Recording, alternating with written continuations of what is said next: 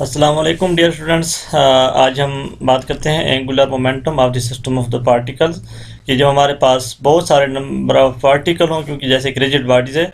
तो इसके अंदर हमारे पास एंगुलर मोमेंटम जो है किस तरीके से हम कैलकुलेट करते हैं फॉर वन पार्टिकल। अगर बहुत पार्टिकल है तो फिर हम इसके अंदर कैसे अमेंडमेंट करते हैं। और सेकंड जो है, अगर एक पार्टिकल है तो इसके लिए हमने बात की थी कि टा is equal to D L over D T, कि हमारे पास जो है उसके लिए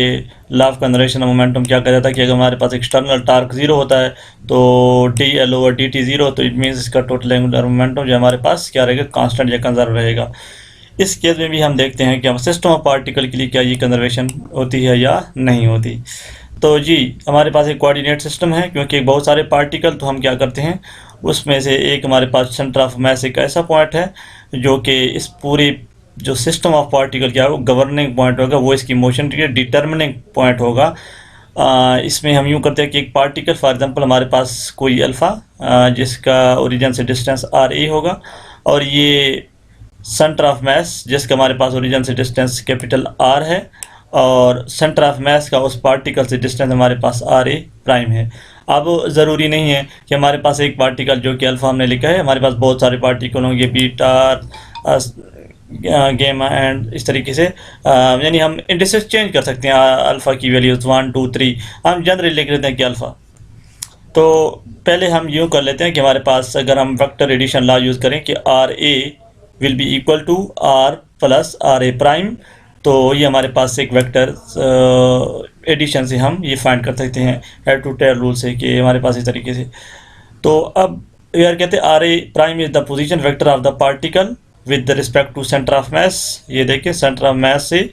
पार्टिकल का डिस्टेंस हमारे पास क्या है, आर ए प्राइम है, और ओरिजिन से सेंटर ऑफ मास तक का डिस्टेंस हमारे पास आर, और आर ए हमारे पास ओरिजिन से उस पार्टिकल तक का डिस्टेंस है। ये हमने हेड टू टेल रूल से देखना है। जो रिजल्टेंट है वो इक्वल है इन दो वेक्टर के सम की इक्वल। तो एंगुलर मोमेंटम हम फाइंड करते हैं किसी पार्टिकल की about the origin is equal to R A cross P, क्योंकि ए पार्टिकल हमारे पास है, हमने इसका इंडिसेस लिखा है, तो आर ए क्रॉस पी, तो आर ए हमारे पास ये मौजूद है और पी ए हमारे पास मोमेंटम। क्योंकि हमारे पास एक पार्टिकल तो नहीं है, हमारे पास तो बहुत सारे पार्टिकल है, तो हम क्या करेंगे जी, समेशन लगाएंगे, क्योंकि हमारा समेशन जो है वेरी करेगा, summation A r A cross P A, और पी मोमेंटम को हम वेलोसिटी इनटू मास लिख सकते हैं, एम इनटू आर ए, जो आर डॉट है ये हमारे पास वेलोसिटी होती है। तो और सम ऑफ ए समेशन जो है इसमें बहुत सारे पार्टिकल है, इसकी value 1 to sum N particle की हो सकती है, जबकि आर ए की वैल्यूज कौन सी है, R A is equal to R plus R A prime. तो ये वाली वैल्यूज आप इधर पुट करेंगे, यहाँ पे हमारे पास एक प्रोडक्ट बनेगा, और यहाँ पे क्या होगा आर डॉट ए प्राइम, यानी जो हमारे पास आर ए होगा उसका क्या होगा, डॉट होगा, यानी इसका आप डॉट ले लेंगे, तो ये आर ए का डॉट लेंगे तो आर प्राइम, इसका डॉट लेंगे आर डबल डॉट, और ये तो ये इसका जब डॉट लिया तो आपने कहाँ पे पुट करना है, यहाँ पे जी। ये इसका डॉट लेने के बाद हमारे पास डॉट अपनी पुट करनी है इस तरीके से, और फिर जो है इस तरीके से हमारे पास जब डॉट हमने पुट की, और आर ए की भी वैल्यूज़ ये हमने पुट की है, आर ए प्राइम क्रॉस प्लस आर, तो ये अगर मैं अरेज कर लूँ, आफ्टर दिस सब्स्टिट्यूशन इनको हम क्या करेंगे, मल्टीप्लाई करेंगे, तो हमारे पास दो प्रोडक्ट वाली टर्म बनेगी जी। तो प्रोडक्ट वाली टर्म कौन सी, ये वाली बनेगी, एक आर ए, इस आर ए की जगह हमने पुट कर दी ये आर प्लस आर ए प्राइम, और फिर क्रॉस एम ए की जगह एम ए, और आर ए डॉट प्राइम की जगह हमने इसका डॉट ले लें, इधर भी डॉट और इधर भी डॉट, और इधर वैल्यू पुट कर देनी है। अब हम टर्म में टर्म मल्टीप्लाई करेंगे, R A prime cross this term, first term के साथ मल्टीप्लिकेशन, फिर इसका दूसरे टर्म के साथ मल्टीप्लिकेशन, प्लस इस टर्म का इसके साथ मल्टीप्लिकेशन, और इस टर्म का इस तरीके से मल्टीप्लिकेशन हुई, तो हमारे पास 4 टर्म बन जाएगी। जो कांस्टेंट वाली टर्म है एम ए वो हमने बाहर ले ली है। अब हमारे पास अगर हम इस टर्म को देख लें, पहले एनालाइज कर लेते हैं कि ये टर्म क्या है जी। तो middle two term can be written as sum of M A into R A prime, यानी हमारे पास जो समेशन एम ए है बाहर पड़ा हुआ था, हमने इसको अंदर मल्टीप्लाई करना है। ये वाला जो सम ऑफ एम ए है ये किसके साथ, इसके साथ मल्टीप्लाई होगा, इसके साथ भी मल्टीप्लाई हो रहा है, इसके साथ भी। हम पहले इस टर्म को ले रहे हैं, और ये जो सारा सम ऑफ एम ए है ना, ये वाली टर्म में सब के साथ मल्टीप्लाई होनी है, लेकिन हम पहले इन दो के साथ मल्टीप्लाई कर लेते हैं फास्ट। तो यहाँ पे sum of M a r A prime cross r prime plus r cross d over D t m A into R A prime, क्योंकि हमारे पास यहाँ पे जो सेकंड टर्म थी इसकी, अगर आप यहाँ पे देखें ये वाली टर्म आर ए प्राइम है डॉट प्राइम, तो उसको हम डॉट डेरिवेटिव की फॉर्म में लिख सकते हैं, डेरिवेटिव ऑफ आर ए। तो और जो मैथ है स्केलर है तो हम इसको अंदर भी लेके जा सकते हैं, तो कोई मसला नहीं है। यहाँ पे हमने D over D T sum of M into R A prime लिखा है, और मैथ्स का क्योंकि स्केलर है इसका डेरिवेटिव से अंदर बाहर लिखना कोई फ़र्क नहीं पड़ेगा। और आर ए प्राइम जो है इसका हम डेरिवेटिव लेंगे तो हमारे पास प्रीवियस जो अंदर दो टर्म है ये बन जाएगी दोबारा। तो इसके बाद ये कहते हैं sum of M A into R A prime, जबकि आर ए प्राइम हमारे पास क्या था आर ए माइनस आर, ये जो हमने पहले वेक्टर एडिशन से जो हमने फाइंड किया है वहाँ से हम आर ए प्राइम फाइंड कर सकते हैं। ये वाले जो है हमारे पास आर ए प्राइम अगर हम यहाँ से फाइंड करें, ये जो हमने पहली इक्वेशन लिखी है यहाँ से आर ए प्राइम की वैल्यू फाइंड करेंगे तो हमारे पास बनेगा ये टर्म इधर आएगी तो आर ए माइनस आर बन जाएगा, और उसको हमने कहाँ पे पुट करना है इस इक्वेशन में, ठीक है। तो ये जब मल्टीप्लाई के sum of M A into R A minus r into sum of m, जबकि ये आपको पता है कि sum of M A into are a ये क्या है maths into centre of maths, क्योंकि हम सेंटर ऑफ मैथ्स को हम इस तरीके से डिफाइन कर चुके थे, sum R is equal to sum of M into R I और डिवाइडेड बाई टोटल मैथ्स होता था हमारे पास। तो अगर आप इधर क्रॉस मल्टीप्लाई करेंगे तो m into r is equal to sum of m into are a, तो ये तो वही चीज़ है, sum of m into R A is equal to m into r बनेगा। और ये हमारे पास r तो r है और ये sum of m total maths है, तो M are minus M R ये क्या हो जाएगा 0। इट मीन जो हमारे पास मिडिल दो टर्म है वो क्या हो रही है 0 हो रही है, एक sum of m into R A prime वाली और एक सम ऑफ m, तो ये दोनों टर्म जो है हमारे पास m are minus M r के इक्वल हो रही है।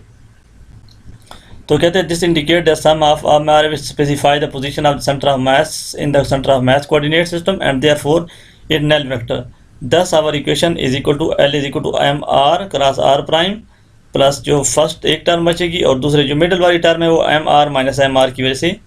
0 हो जाएगी। यानी अगर मैं रिकॉल बैक करूँ यहाँ पे तो ये वाली टर्म नहीं सॉरी ये वाली टर्म और ये वाली क्या हो जाएगी 0, हमारे पास ये दो टर्म बन जाएगी sum of m r A prime and this, जो ये टर्म बनेगी और एक ये वाली टर्म रह जाएगी। तो फिर जो फर्स्ट जो हमारे पास टर्म है उसकी जगह हम लिखेंगे m r cross r prime, और जो सेकंड टर्म है sum of r A prime cross P A prime. ये हमने कहाँ से लिखा है ये अगर आप देख लें, क्योंकि ये पी ए प्राइम क्या है इसको भी हम यहाँ से मैच कर लेते हैं। ये जो बाहर लिखा हुआ है अगर आप यहाँ से देख लें जो लास्ट स्टेप है, ये एम ए जब मल्टीप्लाई होगा ये आर डॉट वाले के साथ, तो ये क्या बन जाएगा पी ए प्राइम बन जाएगा और आर ए प्राइम अपनी जगह पे, ये टर्म तो वैसे भी 0 हो गई तो, और ये जब एम ए मल्टीप्लाई होगा हमारे पास आर के साथ और आर प्राइम के साथ, तो इसमें एक हमारे पास बन जाएगा मोमेंटम आर, जो हमारे पास ये देखिए sum of r A prime cross P A prime, और दूसरा हमारे पास जो हमारे पास टर्म होगी आर क्रॉस पी, ये हमने यहाँ पे लिख दिया, ये एक ये टर्म और एक हमारे पास ये वाली टर्म। अब यहाँ पे आर क्रॉस पी, ये पी जो है एक्चुअली ये पी हमारे पास ये आर तो आर और आर प्राइम के साथ जब मल्टीप्लाई होगा ये वाला मैस, तो ये क्या बनेगा मैस इनटू वेलोसिटी, तो ये पी क्रॉस आर, जो कि हमने यहाँ पे अगर आप इस टर्म में देखिए तो ये लिखा है ये आर क्रॉस पी, और दूसरे sum of r A prime cross P A prime, ये हमारे पास जो फर्स्ट टर्म में जो थी जो हमारे पास वेलोसिटी के डॉट प्रोडक्ट था वो वाला हमने लिख दिया, यानी ये वाली चीज़ ये वाली ये एम ए इंटू आर प्राइम, ये मोमेंटम पी ए प्राइम बन जाएगा क्रॉस आर ए प्राइम, तो ये टर्म हमने आगे पीछे इसमें लिख दी है यहाँ पे। तो r cross p sum of r A prime cross P A prime means हमारे पास एक angular momentum of the centre of mass है plus angular momentum of the that point about sum, जो हमारे पास जो दूसरा पॉइंट होता था। तो किसी भी पार्टिकल का अगर आपने एंगुलर मोमेंटम होगा तो जो एक तो सेंटर ऑफ मास का एंगुलर मोमेंटम होगा प्लस उस पार्टिकल का angular momentum with respect to origin, तो दो हमारे पास टोटल जो यानी मोमेंटम होगा। यहाँ पे है कि prove that the total angular momentum of the system of particle is the sum of the total angular momentum of the centre of mass का angular momentum about the origin and the angular momentum of the system about the position of the centre of mass. कि हमारे पास angular momentum दो का होगा। एक तो हमारे पास सेंटर ऑफ मास का एंगुलर मोमेंटम होगा, प्लस जो हमारे पास जितने भी पार्टिकल है उसका angular momentum with respect to centre of mass. तो हम कहते हैं कि हम ज़रा इसको ये जो स्टेटमेंट लिखी हुई है इसको हम क्लैरिफाई करते हैं कि कैसे, कि एल ए इज इक्वल हम डिफाइन किया R A cross P A. अगर हम इसका टाइम डेरिवेटिव ले लेंगे तो टाइम डेरिवेटिव क्या आएगा इसका, एल का डेरिवेटिव एल डॉट आ जाएगा और R A dot and P A dot लिखेंगे। अब जो है ये आर ए की जगह आपने आर ए लिखना है, और फिर जो है ये जो पी डॉट है इसको हमने क्या लिखा, फोर्स लिखा था कि F is equal del P over delta T. Momentum को हम लिख सकते हैं delta P over delta T, ये जो हमारे पास न्यूटन सेकंड फॉर्म, लेकिन यानी पी डॉट है तो ये F is equal to delta P over delta T. और फोर्स हमारे पास दो तरह की फोर्स, एक एक्सटर्नल फोर्स होती थी और एक हमारे पास इंटरनल फोर्स। एक्सटर्नल फोर्स को हम इस तरीके से लिखते हैं और इंटरनल फोर्स को हमने एफ ए बी इस तरीके से हमारे पास हमने लिखा था, sum of beta alpha A b. जबकि अल्फा ऑफ ए बी जो है इंडेक्स ऑफ दैट पार्टिकल के हमारे पास कितने पार्टिकल हैं ये वेरी करता है जी। तो इस तरीके से जब आपने लिखा द लास्ट टर्म में भी रिटर्न है कि हमारे पास जो इंटरनल फोर्स वाली टर्म है उसको हमने इस तरीके से लिखा sum of alpha beta equal to R A cross F A b. जबकि ये हमारे पास एफ ए बी यानी इस तरीके से होगा कि वन पार्टिकल टू पे फोर्स लगा रहा है, टू वन पे लगा रहा है, इस तरीके से थ्री के वन पार्टिकल एक थ्री पे फोर्स लगा रहा है और थ्री पार्टिकल जो थर्ड पार्टिकल है वन पे लगा रहा है। तो हमने इसको इस तरीके से किया है कि sum of alpha less than b r A cross F A b plus r b जो बी पार्टिकल लगाएगा प्लस एफ बी ए। यानी क्योंकि ये ज़ाहिर बात है अगर एक वेक्टर इधर से फोर्स पार्टिकल लगा रहा है इसके लिए वेक्टर ये है, तो ये जो इस पे लगा रहेगा ज़ाहिर बात है वो क्या होगा, इसके अपोजिट होगा। और यहाँ मैंने indices just alpha less than beta लिखा है। यहाँ पे अगर आप चाहें अल्फ़ा ग्रेटर देन बी लिखें तो यहाँ पे आपको इसके साइन माइनस लिखने पड़ेंगे, ठीक है। द वेक्टर तो ये देखें यहाँ पे हमने इसको the vector connecting the alpha and the beta particle is defined as this. हमारे पास एक अल्फ़ा पार्टिकल एक बीटा पार्टिकल है। एक पार्टिकल अगर ये इस पे फोर्स लगा रहा है तो ये इस पे भी फोर्स लगा रहा है। ये को हमने एफ ए बी कहा है जिसके लिए हमारे पास वेक्टर होगा आर ए, और एक हमारे पास जो एफ पी ए फोर्स लगा रहा है वो हमारे पास यह है उसके position vector r b with respect to origin. तो R A cross F A b plus दूसरे का जो torque r b cross f b a. तो ये क्या है, कहते हैं R A B is equal to, अगर आप वेक्टर एडिशन से देखें तो R A minus R B. ये जस्ट हम जो हमारे पास जो सेकंड टर्म है हम इसको एवेल्यूएट कर रहे हैं, इस वाली टर्म को। ये जो आर ए है पहले इसके साथ मल्टीप्लाई होगा, ये तो जस्ट हमारे पास r cross F external force. और ये दूसरी टर्म है इसको हमने भी थोड़ी बहुत एक्सप्लेन किया है कि एफ ए बी, इसमें हमारे पास कैसे हम इसको लिख सकते हैं एफ ए बी को कि sum of alpha beta r A cross F A B. ये क्योंकि वन पार्टिकल टू पे लगा रहा है, टू वन पे लगा रहा है, इस तरह वन थ्री पार्टिकल भी लगा रहा है, थ्री वन पार्टिकल भी लगा रहा है, यानी एक म्यूचुअल एफ ए बी है प्लस एफ बी ए है। और sum of alpha less than beta हमने लिखा है, ये हमने इसलिए किया है ताकि हम एक पार्टिकल को दो दफ़ा काउंट ना करें, अल्लाह लेस देन अल्फ़ा बीटा। तो जी हमें पता है कि F alpha beta is equal to minus alpha beta alpha. तो हमने क्या किया, ये वाली प्रॉपर्टी यहाँ पे पुट कर देनी है। तो sum of alpha beta r a plus f A b, और यहाँ पे हमने यूँ करना है सम ऑफ लेस देन, ये सिर्फ और सिर्फ हमने क्या करना है एफ ए बी को हमने किस से रिप्लेस, बी ए को रिप्लेस करना है एफ माइनस ए बी से यहाँ पे। और बाकी जब यहाँ से एफ बी ए की जगह माइनस एफ ए बी लिखेंगे तो एफ ए बी आप बाहर ले लेंगे जैसे उन्होंने यहाँ पे लिया, और माइनस साइन हमने अपनी जगह पे, तो R A minus are B रह जाएगा और एफ ए बी हम कॉमन ले लेंगे क्योंकि एफ बी ए की जगह आप क्या पुट करेंगे माइनस एफ ए बी, और वो माइनस एफ ए बी और इधर एफ ए बी इधर है तो ये बाहर आ जाएगा R A minus are B. तो इसकी जगह sum of alpha A B, ये क्या है आर ए माइनस आर बी, ये तो आर ए बी वैक्टर है क्रॉस एफ ए बी। अब R A B cross F A B is equal to zero कहता है कि ये जो वेक्टर है ये क्या है। Now we want to limit the discussion to central internal force employ the strong version of the Newton's second law, hence FAB is along the same long direction as RAB। कि जो हमारे पास ये जो फोर्स है, अगर force act कर रही है along the center of mass में, हाँ जी, कि अगर फोर्स एक along the line मीन अगर फोर्स भी इस डायरेक्शन में है और आपका जो हमारे पास परपेंडिकुलर डिस्टेंस इस तरीके है, तो वो फोर्स क्या होगी, उसका प्रोडक्ट ज़ीरो के इक्वल होता है। हमेशा जब भी आप टार्क फाइंड करते हैं तो परपेंडिकुलर जो फोर्स होती है वो टार्क प्रोड्यूस करती है, लेकिन जो इस डायरेक्शन में पैरेलल फोर्स लग रही थी है और इस डायरेक्शन में आपका डिस्टेंस भी है, तो फिर आपके पास टार्क प्रोड्यूस नहीं होगा। हाँ, आपने टार्क प्रोड्यूस करना है तो परपेंडिकुलर डिस्टेंस का होना ज़रूरी है। ये जो आर ए बी है ये वेक्टर भी इस डायरेक्शन में है, और एफ ए बी की जो फोर्स है वो भी इस डायरेक्शन, क्योंकि या तो ए पार्टिकल बी पे लगा रहा है या बी पार्टिकल ए पे लगा रहा है, तो फोर्स की डायरेक्शन और परपेंडिकुलर जो डिस्टेंस है बिटवीन दो पार्टिकल वो भी